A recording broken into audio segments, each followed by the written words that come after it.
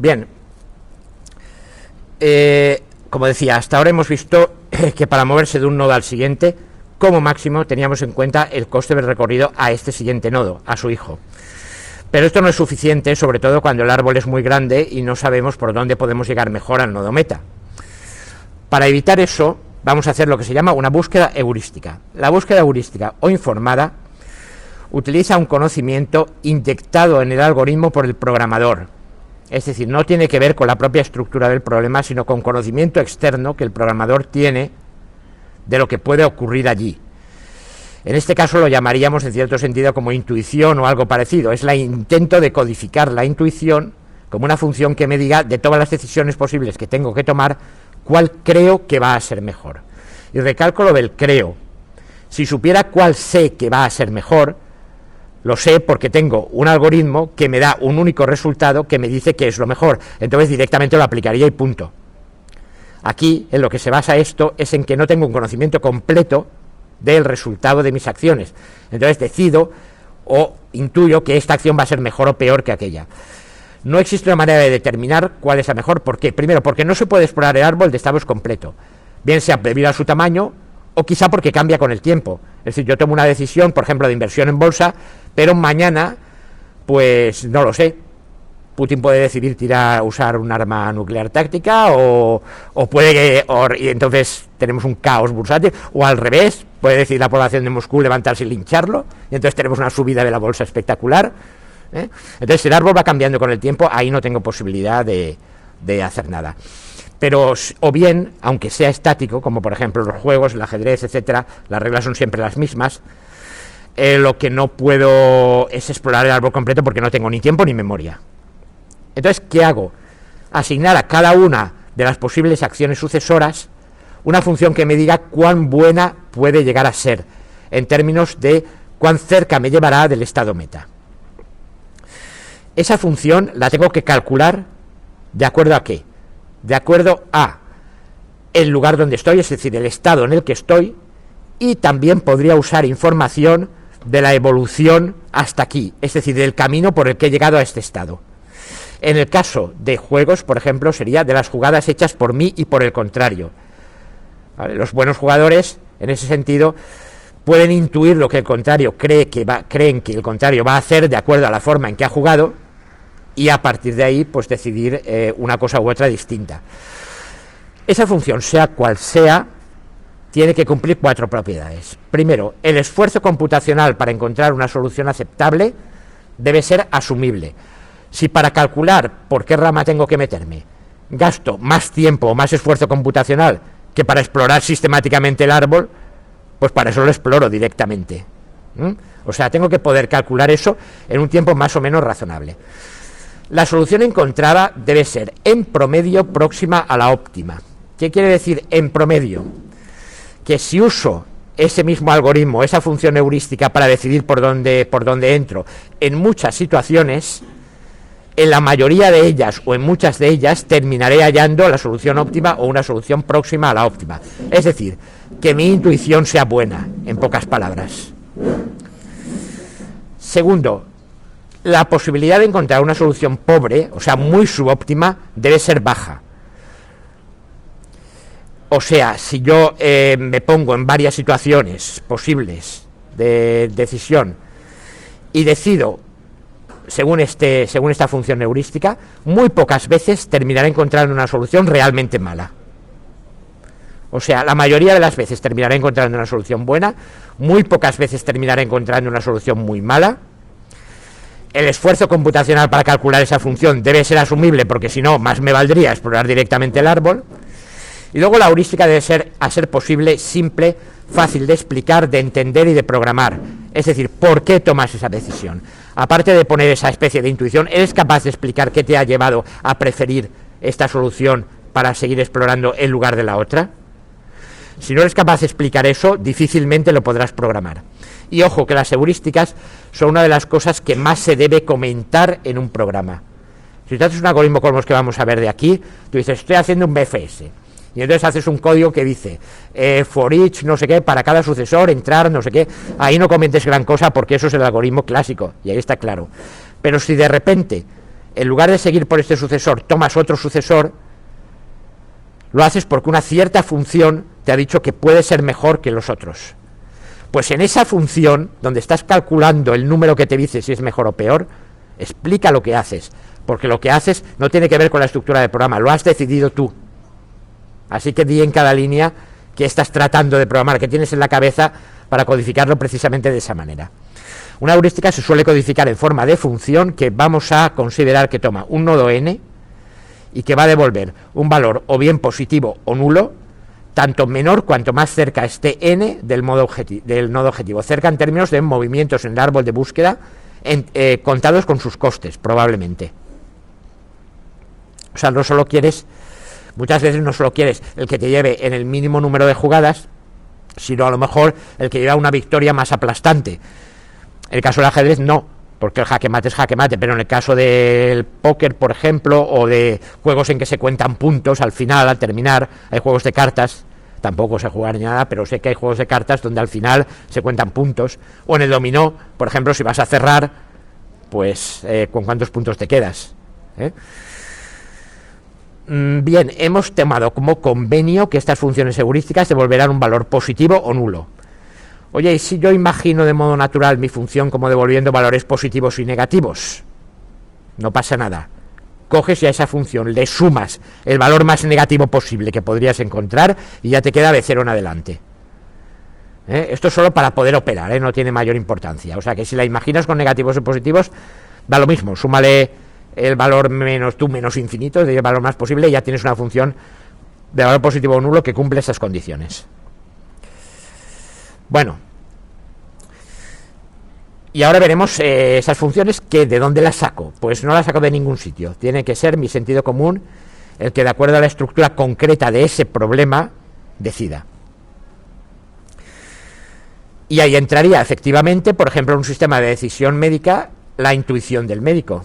Eso es lo que se codificaría como prefiero diagnosticar A que B, o prefiero ordenar la prueba diagnóstica A que la prueba diagnóstica B. Prefiero ordenar un PET que un TAC. ¿Por qué? Pues probablemente te lo podría razonar diciendo, tengo la sospecha de que probablemente tenga un tumor de no sé qué tipo que no va a aparecer en un TAC, pero sí en un PET. Y entonces ordeno primero esta prueba diagnóstica que la otra, o cosas así. Que luego observas que no aparece, entonces tendrías que volver a ordenar la otra. Lo cual quiere decir que a lo mejor has hecho mal, pero en principio no lo sabías. Y lo mismo cuando, bueno, pues en los juegos, sobre todo en la teoría de juegos, es lo más clásico, de por qué hago este movimiento en lugar del otro. Pues porque preveo que en n movimientos el contrario probablemente esté haciendo x. Bien, usando funciones heurísticas, la búsqueda preferente por lo mejor es una búsqueda en amplitud, pero modificada para tener en cuenta la f de n. Y su algoritmo es, se expande el nodo inicial y se almacenan en un conjunto L los sucesores del nodo inicial, de modo que esto es como el DFS original. Tal, y esto de aquí lo guardo en un conjunto L. Si L contiene el estado meta, obviamente he acabado. Si no, se expande el nodo de L que tenga menor valor de la función heurística. ¿Vale? O sea, de entre todos los de aquí, el que me diga que probablemente llegará al estado final con menor coste o con menor número de movimientos, ese nodo es el que expando. Lo expando y aquí tengo un nuevo conjunto. Entonces, estos sucesores los añado al conjunto L y este de aquí lo quito. Ojo, el conjunto L tendrá en cada momento todos los del nivel anterior que no se han expandido y todos los expandidos desde este nivel. Y únicamente le quito el que dio origen a este nivel. O sea, se expande el nodo con menor valor de Cn, sea n sub 0. Se añade sus sucesores a L y se quita al propio, esto sería n0, se le quita del conjunto L. De modo que el conjunto L en principio se va haciendo cada vez más grande. Ir al paso 2. Si L contiene un estado meta, acabar. Si no, empezar a expandir, que es expandir desde aquí porque tiene menor L, luego expandir y así sucesivamente. Obviamente la búsqueda será óptima si lo es la función de evaluación, la función f, lo cual no es el caso general. Porque, como digo, si tuviera una función f que supiera que es óptima, eso no sería una heurística, sería un algoritmo determinista. Fin. Lo programaría directamente y me metería por la rama que toca hasta llegar al estado óptimo. Tiene el problema de que no tiene en cuenta el costo del camino recorrido hasta cada nodo a expandir. Es decir, yo a partir de aquí me muevo a lo que creo mejor. Sí, pero ¿y todo lo que ya he hecho hasta ahora? ¿Eso no cuenta? A lo mejor hay un nodo que parece maravilloso, ¿vale? Pero hay otro nodo por el que me expando que no es tan maravilloso, pero que me va a dar un menor coste teniendo en cuenta todo lo que he hecho hasta ahora. Es decir, de los sucesores de nodos anteriores, donde a lo mejor podría expandir porque me ha costado mucho menos llegar hasta ellos. Y aunque de ellos se me diga que me costará más llegar hasta el final, a lo mejor teniendo en cuenta el ahorro de haber llegado hasta ahí, quizá el resultado sea bueno. ¿Cómo vamos a tener todo esto en cuenta? Mediante la búsqueda A y A estrella. Notación. Sea n el conjunto de nodos del árbol de búsqueda. N sub i es el nodo inicial, que solo hay uno. Y n es un nodo cualquiera, perteneciente al conjunto de nodos. Vamos a definir una función que va del conjunto de nodos en el conjunto de los reales positivos, incluido el 0. Es decir, esta función va a coger un nodo del árbol y le va a asignar un número positivo o nulo. Y esa función f estrella la vamos a definir como g de n más h de n, donde g de n es el coste mínimo para llegar desde el nodo inicial. Vamos a ver, yo tengo aquí el árbol, para entendernos. Esto es n sub i, nodo inicial. Aquí tengo un nodo cualquiera n, ¿vale? Ese n, ojo, que hemos visto que podría estar a lo mejor en alguna otra rama también. Recordad lo del grafo que se expandía como un árbol y entonces un nodo aparecía en más de una rama. Yo os dije, expandíamos porque, cuidado, no, aunque sea el mismo nodo, no es realmente lo mismo, porque a ti lo que te interesa es el camino recorrido hasta llegar a él, y no es el mismo llegar por aquí que llegar por aquí. ¿Cuál es mejor? Depende del coste de arco. A lo mejor esto tiene un coste de arco desmesurado, y el llegar por este camino, aunque solo sean 2 movimientos, es peor que llegar por este, aunque sea en 4 o en 5. Bueno, pues g de n me dice el coste mínimo para llegar desde n sub i hasta n. ¿Vale? Si hay más de un camino, ¿cuál es el mínimo? ¿Cuál es el de coste mínimo? Sumando los costes de arco para llegar hasta ahí. Y ahora, h de n es el coste mínimo para llegar desde n hasta el nodo objetivo más cercano, sea ng. ¿Vale? Aquí se irá ramificando. Y entonces h estrella me dirá el coste más pequeño para llegar desde aquí hasta ng. Cuidado, g de n y h estrella de n deben ser números reales positivos porque así las hemos definido. Ya digo, si hubiera algún negativo se le suma a lo que toca tal para que sean siempre positivos o nulos. Bueno, me diréis, aquí me falla algo. La g de n es conocida. O si no es conocida, lo irá siendo a medida que vayamos recorriendo el árbol, porque cuando yo me voy metiendo por el árbol habré llegado hasta aquí, y yo sé cuánto me ha costado llegar, porque sé el coste de los arcos que voy recorriendo. Así que eso lo he guardado. De tal modo que la g de n es conocida.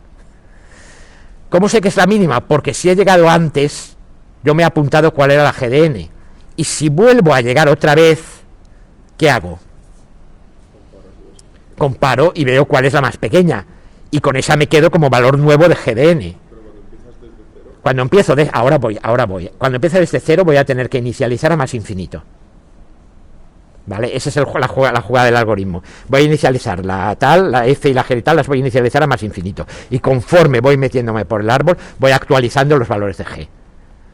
Que llego a un mismo nodo por otro camino, el valor de g lo actualizo o lo cambio o no lo cambio según si el coste de ese segundo camino era mejor o peor que el del primero. O sea que g o la conozco o la voy a ir conociendo a medida que recorre el árbol. Pero h estrella obviamente no es conocida. Es el coste mínimo que me llevaría a llegar desde aquí hasta el nodo meta. Si supiera eso, no estaría haciendo nada de todo esto, me metería directamente por el camino de coste mínimo y fin del problema. Con lo cual h de n no es conocida. ¿Cómo podemos saber el coste del camino óptimo si no sabemos cuál es ese camino? Entonces, ¿qué hacemos? El algoritmo A estrella va a tomar una función como función heurística, esta que nos va a guiar la búsqueda, una f de n que sea la g de n, que iré construyendo, más una h, que es lo que propiamente se conoce como heurística, y debe ser una estimación juiciosa de h estrella de n. O sea, h estrella yo no lo conozco, pero voy a estimarlo basado en mi conocimiento actual y en mi intuición. Voy a asignar una puntuación a los caminos por los que me puedo mover, indicando cuál creo que me va a llevar más rápidamente o con menor coste al nodo meta. Y es lo que hacen los jugadores de ajedrez. Deciden qué jugada creen que les va a llevar más rápidamente al jaque mate. Pero esto es una creencia o intuición, no es un algoritmo. Aquí está la diferencia entre heurística y lo que se llama a veces algorítmica. No me gusta esa distinción que se hace con esas palabras, porque da a entender como si la heurística no fuera un algoritmo. A ver, es un algoritmo, porque si no fuera un algoritmo no sería programable. Yo tengo que escribir una función y calcularla. Pero lo que se diferencia de los algoritmos clásicos es que en un algoritmo clásico tú sigues un camino con una razón que te va a llevar necesariamente al resultado final, y aquí no puedes garantizar que te lleve al resultado óptimo. Lo que estás haciendo es una estimación basada en tu creencia. ¿Vale? Este es, por tanto, vale, si lo hacemos así, la f definida como g más h, no g más h estrella, sino g más h, es una estimación juiciosa del coste total para llegar desde n sub i hasta n sub g, pasando por el nodo n. ¿Vale? Ahora lo iréis viendo con ejemplo, porque si no... O sea que tengo que construir una h de n, y para eso no tengo más remedio que fijarme en el problema y en mi conocimiento y experiencia que tengo sobre él. Bueno, imaginemos que no tenemos ni idea, pero ni idea. O sea, yo sé las reglas del ajedrez, pero no sé nada, como es mi caso, no sé nada de jugadas. ¿Qué hago? ¿Cómo decido si esta es mejor que tal? Pues entonces lo que puedo hacer es simplemente tomar como h de n igual a 0 para todos los nodos hijos. Eso se llama la heurística no informativa, es decir, la que en realidad no te dice nada, la que no elige mejor o peor por un lado que por otro, ¿vale? Pero si tenemos alguna información, por pequeña que sea, alguna intuición, es extremadamente conveniente que construyamos la h de n de modo que siempre esté comprendida entre 0 y h estrella. Cuando ocurre esto, se dice que la heurística es admisible. Es decir, cuando tú vas a dar un valor de puntuación que no sabes si es h estrella y tal, no sabes que sea h estrella, pero quieres que esté siempre por debajo de h estrella. Me diréis, aquí me falla algo. Si no sé h estrella, ¿cómo voy a saber que el número que doy está por debajo del valor de h estrella? Si no conozco la función. Y si la conociera no necesitaría h. Vale, esto no es posible siempre y para todos los problemas, pero hay problemas en los que sí es posible. Vamos a imaginar un problema de laberinto. Bueno, puedo moverme hacia arriba, hacia abajo, a la derecha o a la izquierda. Es un laberinto de casillas, digamos, ¿vale? Casillas discretas, yo puedo moverme aquí. Vamos a suponer que aquí tengo la casilla meta, la G, y aquí hay 1, 2, 3 y 4, y aquí hay 1, 2 y 3, ¿vale? Bien, vamos a ver. Yo no sé cuál es el camino óptimo desde aquí hasta aquí. ¿Por qué? Porque no sé qué obstáculos pueda haber en medio. Imaginemos que yo tengo un obstáculo aquí, una pared que ocupa 3 casillas, ¿vale? ¿Qué tengo que hacer? Puedo hacer esto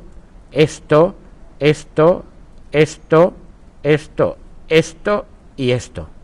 Y también podría hacer esto y esto. 1, 2, 3, 4, 5, 6 y 7. 1, 2, 3, 4, 5, 6 y 7. ¿Vale? Pero a lo mejor puedo tener una pared así.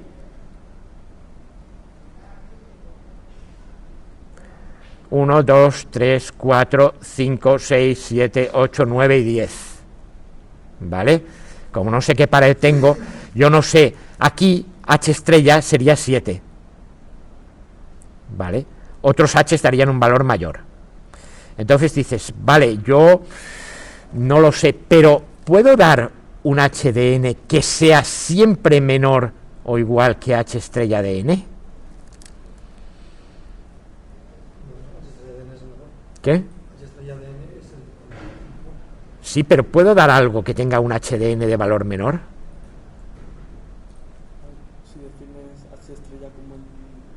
No, defines no, H estrella es la que es, no la conoces, pero es la que es, no la defines tú, la definen las reglas del juego.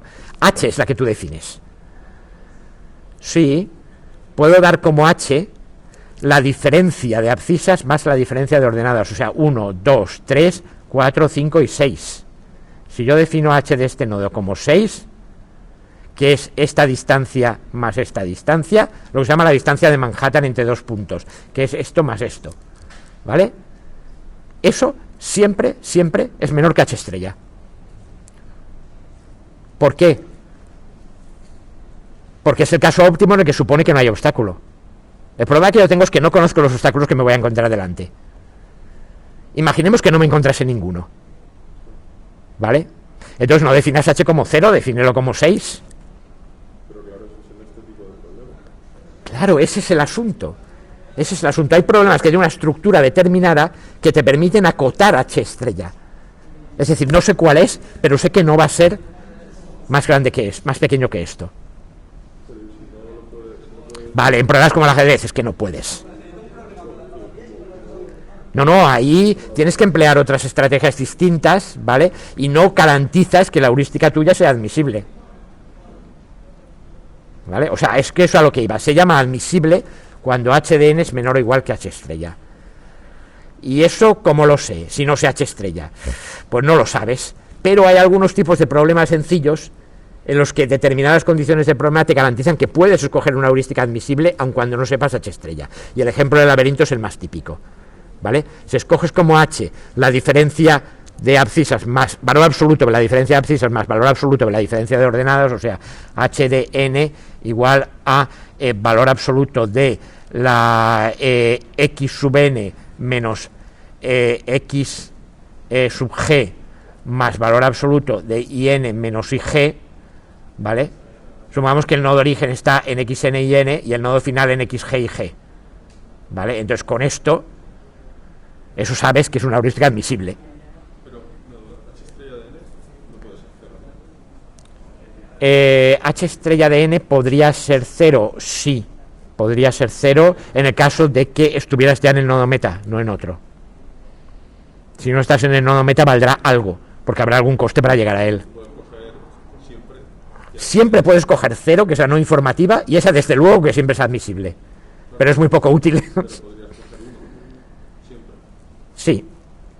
Vamos a ver, si el coste mínimo, bueno, el coste de arco como las tal, imaginemos que tus costes asumes que son en cada arco el mínimo número que puedes encontrar es 1, ¿vale? Es que no sabes cómo estás numerando. A lo mejor es un coste en kilómetros, a lo mejor es un coste en dólares, a lo mejor es un coste en euros, ¿vale? Si sabes cuál es el mínimo coste de arco de todos los arcos posibles, entonces sí, puedes coger HDN como ese coste, pero eso sería equivalente a la heurística no informativa. No te garantiza, no te resolvería nada, ¿vale? Simplemente sería un movimiento de la, digamos, igual que os he dicho antes, puede haber valores positivos y negativos, entonces le sumas algo. Aquí lo que me estás diciendo es, puede haber un valor que es el mínimo positivo, vale, pues le resto eso y lo dejo. Aquí lo que vamos a hacer es comparar valores de la heurística. El valor absoluto no nos importa tanto.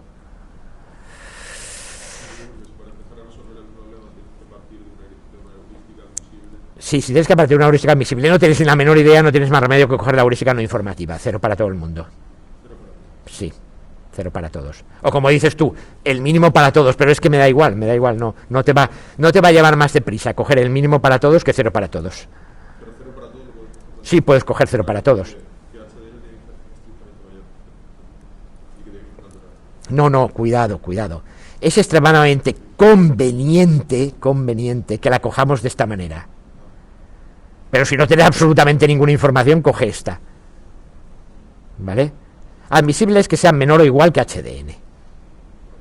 Y además es conveniente que sea, claro, mayor que 0 para que tenga alguna información que darte, ¿eh? Bueno, no siempre es posible, debe razonarse para cada caso concreto. En este caso del laberinto que os he hecho, pues puede razonarse, pero en general no. Bueno, pues vamos a ver. Búsqueda estrella y el algoritmo A. Bien, esto es el algoritmo para búsqueda en árboles o grafos, ¿vale? Está preparado para buscar directamente en grafos, no necesariamente. Os hice la conversión del grafo en árbol para que os deis cuenta de eso, de que se puede llegar por dos caminos y tal, pero esto está preparado directamente para buscar en grafos y se da cuenta de cuando ha estado antes, etcétera, por las listas que lleva. Bueno, el algoritmo A, que es el que se usa para buscar aquí en grafos, parte de las siguientes estructuras de datos. Esto es importante que lo entendáis muy bien porque lo vais a tener que programar en la primera práctica. Primero, las estructuras de datos son la F, la función F, que llamaremos F-score, y la función G, que llamaremos G-score, ¿vale?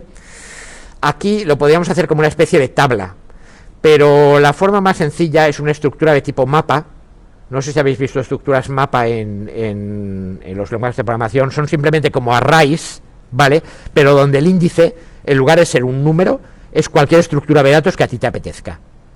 Esto lo podemos ver como una tabla que coge un elemento de cierta estructura de datos y devuelve un número. Entonces esto va a ser un mapa que va del conjunto de nodos en el conjunto de los reales positivos. Y G, estos G y F también, va a ser un mapa que va del conjunto de nodos en el conjunto de los reales positivos. ¿Cómo inicializamos? G-score del nodo start es igual a 0. ¿Por qué? Porque G era el coste del mínimo camino que lleva desde el nodo inicial hasta el nodo actual. ¿Cuál es el coste del camino que lleva desde el nodo inicial al nodo inicial?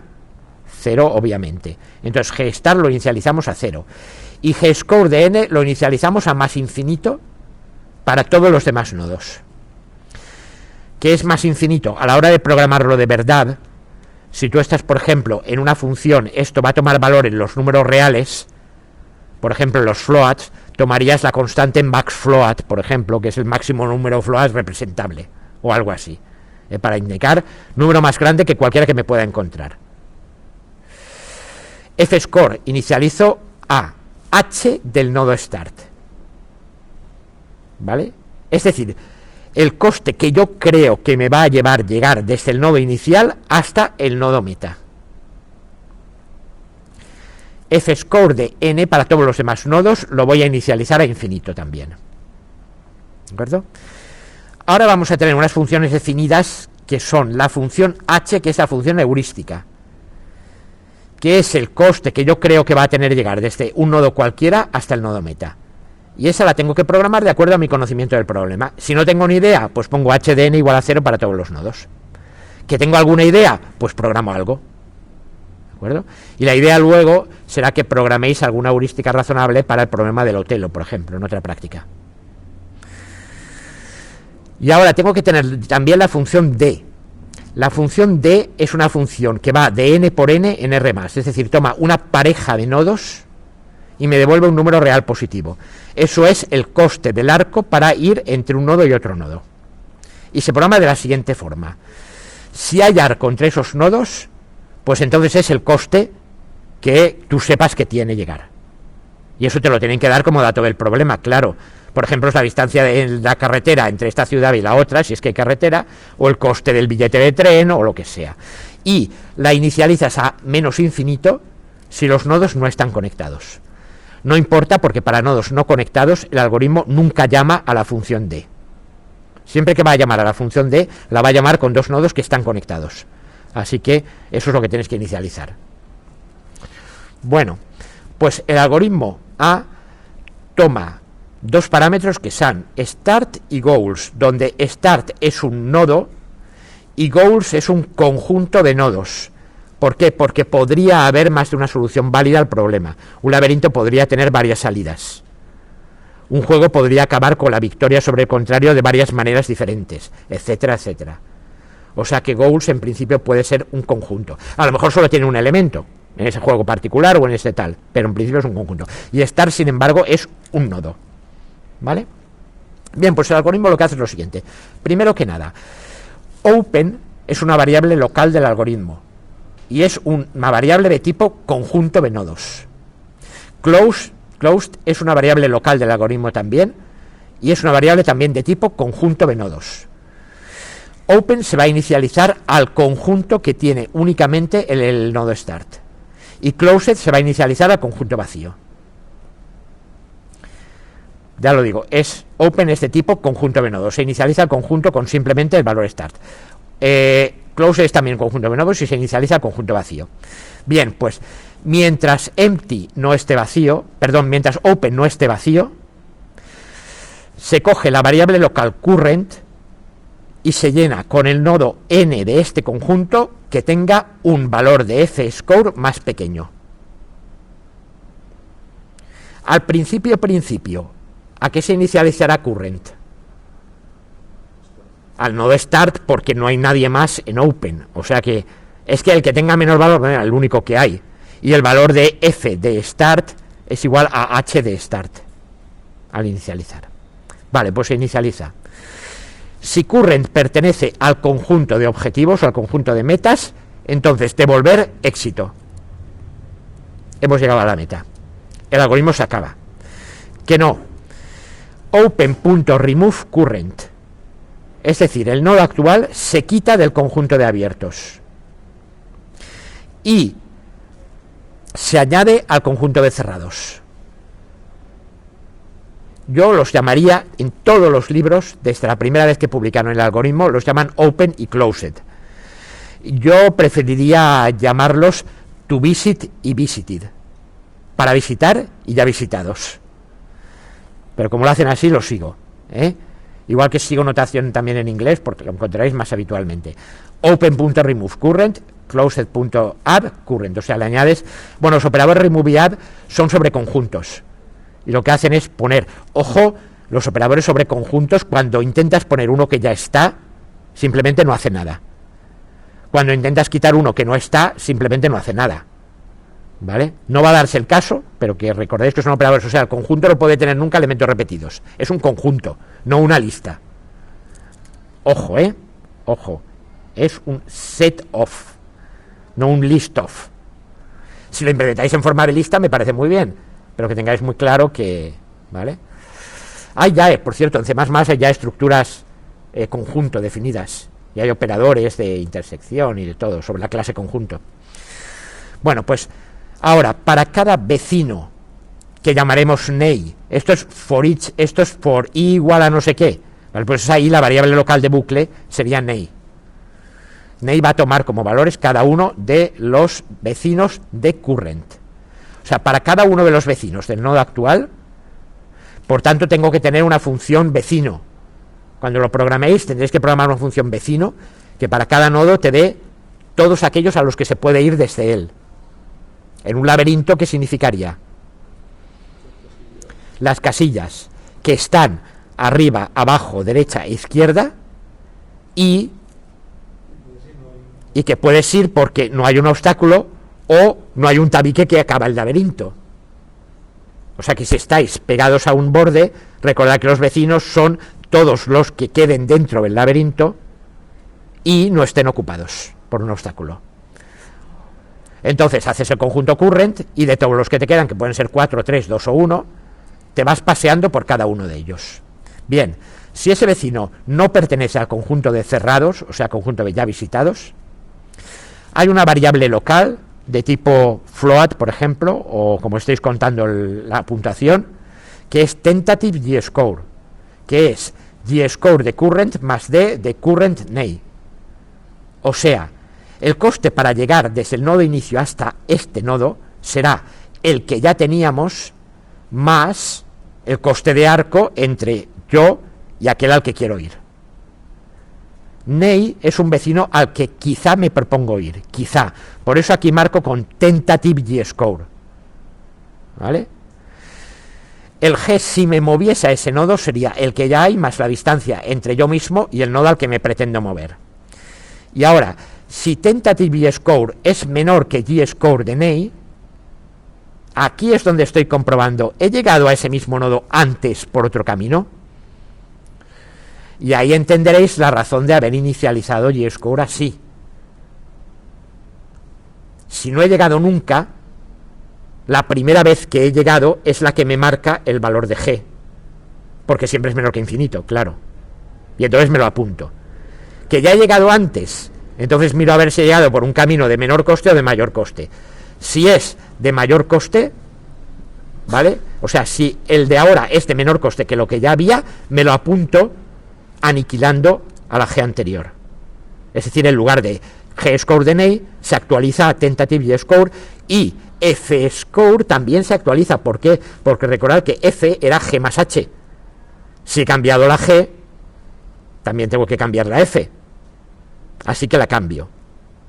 Y en caso de tal, la inicializo. Y ahora, si Ney no pertenece al conjunto de abiertos, añadirlo al conjunto de abiertos. Es decir, ese vecino es un posible camino por el que voy a seguir. Entonces lo añado al conjunto de caminos tentativos o nodos tentativos para explorar después. Y ya está, ¿vale? Si me he quedado con el conjunto open, el conjunto de nodos tentativos, vacío, ¿qué quiere decir? Que no hay solución. Entonces devolver failure. Es decir, el árbol no tiene solución. No he encontrado ningún nodo que sea meta. Puede ocurrir, ¿eh? Puede ocurrir. Imaginaos un laberinto cerrado, que no tiene salida. Puntos. ¿Vale? ¿Veis el algoritmo más o menos cómo va? O sea, es intentar desde aquí, es muy sencillo, desde aquí expando, eso que os he dicho, expando todos los descendientes. Lo quito a él y pongo a sus descendientes en la lista. Me meto por el que me parezca más prometedor. Que ya he estado ahí, entonces no me meto. Que no he estado, entonces lo añado para continuar expandiendo a partir de él. Bueno, pues ahora, esto es el algoritmo A. Pero si la H que tomo es admisible, no la H estrella, que es la mejor de todas, sino, bueno, una que sea más o menos informativa y que sea admisible, o sea, no peor que la H estrella, entonces el algoritmo se llama A estrella. O sea, A estrella es este algoritmo, pero cuando la H es admisible. Si se toma como heurística la no informativa, que es admisible, evidentemente, entonces el algoritmo A se convierte en el de búsqueda preferente por lo mejor, que ya hemos visto al principio de la clase, que era expando en BFS y me meto por el de menor coste acumulado. Claro, efectivamente G, recordad que era el coste acumulado. Si H la pongo como 0, es como si no estuviese. Entonces, mi función F, la que me dice por dónde me tengo que meter, es la propia G, porque H no le añade nada. Así pues estamos en la búsqueda preferente por lo mejor, que ya he explicado al principio. ¿Vale? Y eso siempre lo puedo hacer, y siempre me lleva a una solución. Lo que pasa es que muy lentamente. O sea, con muchísimo número de búsquedas. Si se toma como H una heurística que sea admisible, entonces el algoritmo A se llama A estrella. Bien, como quiera que H estrella es mayor o igual que 0 por definición, porque la hemos cogido así, la heurística no informativa es, por supuesto, siempre admisible, porque 0 siempre es menor o igual que H estrella. ¿Vale? Y por tanto siempre me resolverá el problema, bien que muy lentamente. Y ahora, dados estos algoritmos A estrella 1 y A estrella 2, asociados a heurísticas que sean admisibles, claro, porque si no, no sería un algoritmo A estrella, sería un algoritmo A secas, entonces H1 y H2 con H2 mayor que H1 se dice que A estrella 2 es más informada que A estrella 1. O sea, aquella función que, siendo menor que la óptima, tenga un valor lo más cercano posible a la óptima, o sea, lo más alto posible, se dice que está más o mejor informada. Esa búsqueda está más o mejor informada. Es decir, si es admisible, no se pasa, pero se acerca lo más posible a ese valor. Podríamos también decir mejor informado. ¿Vale? Bueno.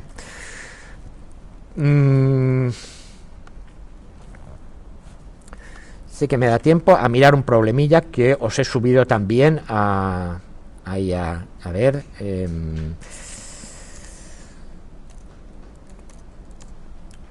¿Dónde estoy? Un momento.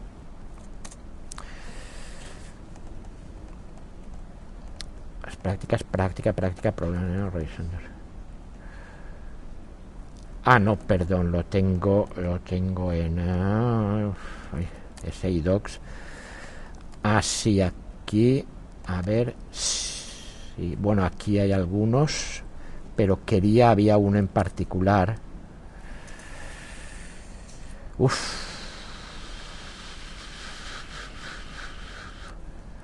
Aquí está.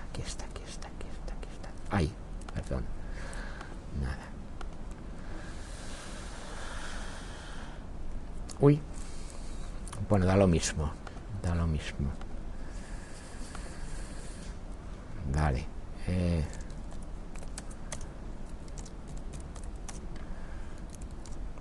Sí.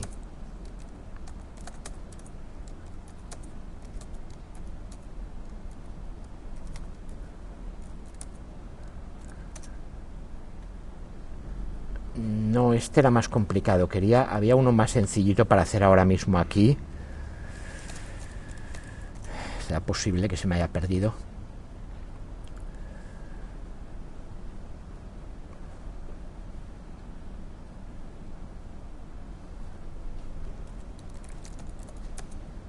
Si lo miré ayer, por no apuntármelo. Este. Vamos a ver. Sea el árbol de búsqueda que se muestra en la figura, ¿vale? En el que la búsqueda parte del nodo A y la meta es el nodo B.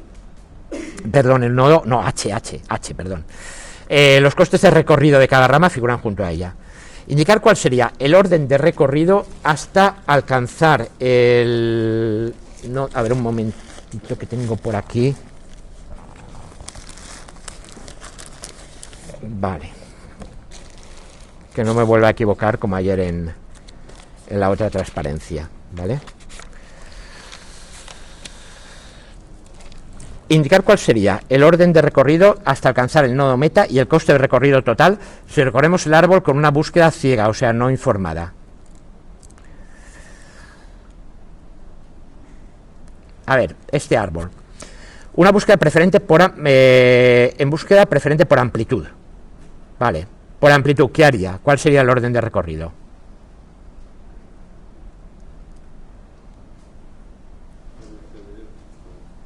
Tienes A, luego B, C, D, luego E, F, G, H y he acabado. ¿Vale? Preferente por amplitud, expando un nivel, expando el siguiente nivel y ya está. ¿De acuerdo? ¿Cuál sería el coste acumulado de recorrido? Vale. Desde A hasta B, aquí serían 2, ¿vale? A C sería 4, a D sería 1, hasta E sería 2 y 3, 5, hasta F serían 2 y 2, 4, hasta G serían 4 y 6, 10, y hasta H serían 1 y 2, 3. ¿De acuerdo? El orden de recorrido y el coste de recorrido total. A ver, con una búsqueda ciega no informada de búsqueda preferente por profundidad. Bueno, esto es la búsqueda preferente por amplitud o simplemente BFS. El DFS, búsqueda preferente en profundidad. A ver, dictadme. ¿Sí? ¿Sí? E, F, ¿sí? Y H, y acabado, ¿vale? Y los costes, pues os podéis ver vosotros simplemente, ¿vale? Hasta B son 2, hasta E son 5, ¿vale? Bueno, son los mismos que arriba, ¿vale? En realidad, el coste de recorrido es siempre el mismo que arriba, ¿vale? Con una búsqueda informada por mínimo coste de recorrido en búsqueda preferente por amplitud. Aquí, ¿qué haría? A ver. A, naturalmente, y después, ¿qué hago? D. Ahora tengo que expandir. Cuidado, estoy en búsqueda preferente por amplitud, tengo que expandir todo el primer nivel. Pero ¿cómo? Es una búsqueda, aquí, en este caso, búsqueda informada por mínimo coste de recorrido en búsqueda preferente por amplitud. Ahora, ¿qué viene después de D? B. Y luego C. ¿Por qué? Porque los costes de aquí son 1, 2 y 4 y prefiero entrar primero por D. Y ahora expando aquí, ¿vale? ¿Y qué viene? ¿Quién viene? A ver, ahora vendrían o F, no, H primero, porque es coste acumulado de recorrido. Y si ordeno el coste acumulado de recorrido, aquí es 2 y 1, 3, mientras que aquí es 4, aquí es 5, aquí es 10, aquí es 6. ¿Vale? Por tanto, inmediatamente el primero sería H con coste acumulado de 3. ¿Vale? Porque dentro de los de su mismo nivel, prefiero comenzar a expandir por los que tienen menor coste acumulado. Y casualmente ya he llegado al nodo meta y paro. Ahora, búsqueda informada por mínimo coste de recorrido en búsqueda preferente en profundidad. Vale, variante de este. A ver, ¿ahora qué? A, luego, ¿qué viene? Luego viene D, ¿vale? Y después, como tengo que seguir por la misma rama, entre I y H, elijo H y he llegado. ¿Vale? ¿Se ve la diferencia? Bueno. Quizá en otras señales se llamó BFS o DFS, etcétera, etcétera. Bien. Ahora, a ver otro. Había alguno por aquí.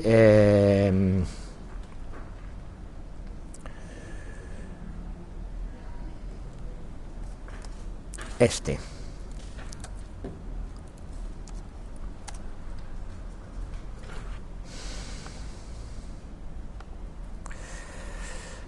Sean H sub A y H sub B de N, siendo en un nodo del grafo, dos heurísticas admisibles para aplicar el algoritmo H estrella, para las cuales se cumple que HA es siempre menor o igual que HB, es decir, HB está más informada que HA. Y como son admisibles, porque lo dice el enunciado del problema, las dos son menores que H estrella. Decir si cada una de las heurísticas que se definen aquí serían admisibles o no en general, es decir, para cualesquiera HA y HB, explicando por qué. Y de entre las admisibles, ¿hay alguna que sea siempre estrictamente más informativa que HA y otra que lo sea más que HB? Vamos a ver. Voy a definir, por ejemplo, H1 como HA más HB. ¿De acuerdo? H1 es HA más HB. Pregunta. Yo tengo que HA de N es admisible, por tanto menor o igual que H estrella de N. Que HB de N también es admisible, por tanto menor que H estrella. ¿Vale? Y también sé que HA de N es menor o igual que HB de N, para todo nodo. O sea que la B es más informativa. Me defino una heurística H1 de N, que es la suma de las dos. HA de N más HB de N. Pregunto, ¿es admisible? Y si es admisible, ¿es más informativa que HA o que HB? A ver, primero decirme si es admisible. No tiene por qué serlo, pero si lo fuera. No tiene por qué serlo, efectivamente. Recuerda que la pregunta dice en general y para todo nodo. ¿Por qué no tiene por qué serlo? Porque puede darse que la suma de H. Claro, claro. Efectivamente, yo tengo por ejemplo un 7 y tengo un 5 y un 6. Ambas son admisibles, son menores que 7, pero 5 y 6 son 11 y ya me he pasado. Por tanto, la respuesta es que no tiene por qué ser admisible. ¿Vale? Si lo fuera, sería más informativa que HA y HB. Vale, otras posibilidades. H2. H2 de N igual a HA por HB multiplicado por HB de N. ¿Es admisible o no? Por exactamente la misma razón, no. 3 y 5 son menores que 7, pero 3 por 5 puede ser 15 y me he pasado. Por tanto, no. ¿Vale? Y si lo fuera, también es cierto que sí que es más informativa que HA y que HB o no. O no. Claro, claro, claro. ¿Y si alguna vez era 0,5? O sea que la respuesta en este caso es que no tiene por qué ser admisible, y aun si fuera admisible no tiene por qué ser más informativa que cualquiera de ellas. Vale. Otra, esta es la 2. La 3, el mínimo de las dos.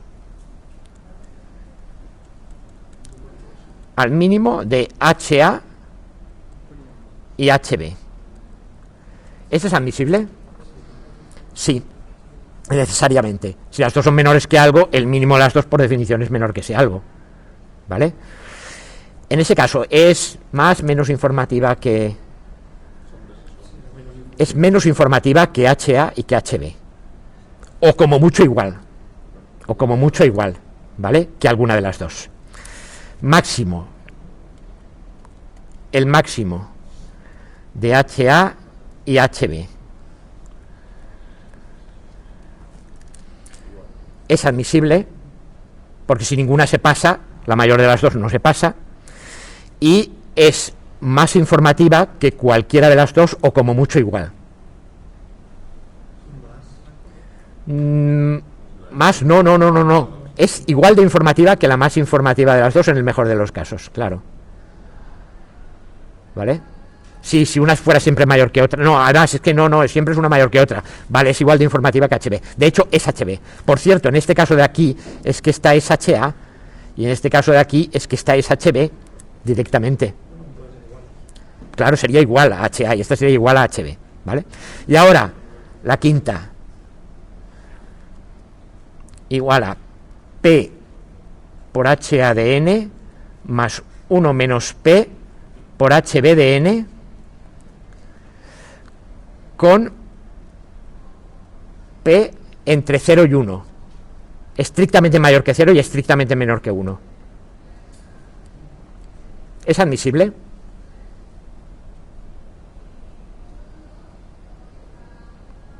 Eso se llama una combinación convexa de dos funciones. Con P entre 0 y 1, ¿qué ocurre? Haber pensado un poco el número este, ¿qué le pasa? Imagina que P fuera 0. Te quedaría HB. Imaginad que P fuera 1. Te quedaría HA. ¿Vale? Y si está entre 0 y 1, te queda siempre una cosa que está entre medio de HA y HB. Por tanto, ¿es admisible? Sí, porque no se va a pasar. Es estrictamente más informativa que HA, ¿sí? A poco que P sea no nulo, ya es estrictamente más informativa que HA y estrictamente menos informativa que HB. ¿Vale? Bueno, este era un ejercicio de examen, una cuestión. ¿Vale? Que en principio no es difícil, excepto lo de la combinación convexa, que creo que no lo vio nadie porque no estáis acostumbrados a nada de que tenga que ver con matemáticas, y cuando veis mínimamente cualquier suma o producto, vale, las demás sí que creo que, en fin, eran bastante obvias. Vale, ya está bien por hoy, que son 10:03.